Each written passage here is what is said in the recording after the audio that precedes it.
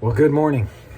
I hope that you enjoyed the last month of Thought for the Days that took us through the Holy Land. I had the time of my life over there. What a blast doing that stuff. Super exciting.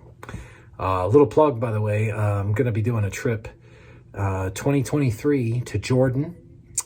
You'll be able to see Mount Nebo, be able to see Bethany by the Jordan where Jesus was baptized, Petra, the ancient map of Jerusalem that's done like in a mosaic called the Madaba map.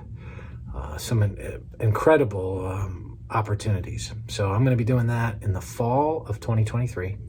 If you're interested, feel free to shoot me an email. I'd love to get you some info on that and get you involved. It's going to be a little bit more of a rustic, kind of outdoorsy kind of trip in terms of like a little more adventure, a little maybe the accommodations might be a little more rustic. It's definitely going to be a little more adventurous, but a great opportunity. Joel Kramer, archaeologist, will be leading that, and I'm super excited to have him as a guide with that. I'll be going with Eric Johnson and some others. So anyway, if you're interested, feel free to contact me. You can always email me at Bryan, B-R-Y-A-N, at lifelinecommunity.com. That's Bryan, B-R-Y-A-N, at lifelinecommunity.com, and I'll get you info. Our thoughts for the day, I want to continue, and I want to dip back into Christology in part because we're going to work through some more Christology and segue into something to do with a little bit more of progressive Christianity and some things that are coming in our world today. But I want to take you to a text today and just speak to an issue that some people who object to Christianity and object to particularly the idea that Jesus was God, they'll say things like, well, Jesus never really claimed to be God. Well, there's a bunch of text to the contrary of that. And let me give you a couple and we'll talk about them. This is John 8, verse 48. The Jews answered him, "Are we not right in saying that you are a Samaritan and have a demon?" And Jesus answered, "I do not have a demon, but I honor my Father, and you dishonor me. Yet I do not seek my own glory. There is one who seeks it, and he is the judge," talking about the Father. "Truly, truly, I say to you, if anyone keeps my word, he will never see death." The Jews said to him, "Now we know that you have a demon.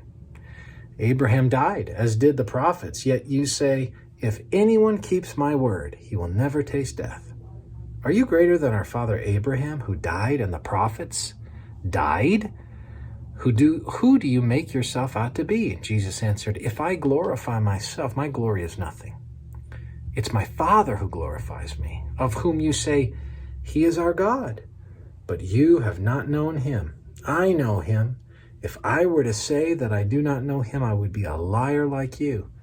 But I do know him, and I keep his word. Your father Abraham rejoiced that he would see my day. He saw it and was glad." And the Jews, man, they grab onto some oddity. Wait a minute. Abraham was a long time ago, right? Abraham was 2,000 years before this.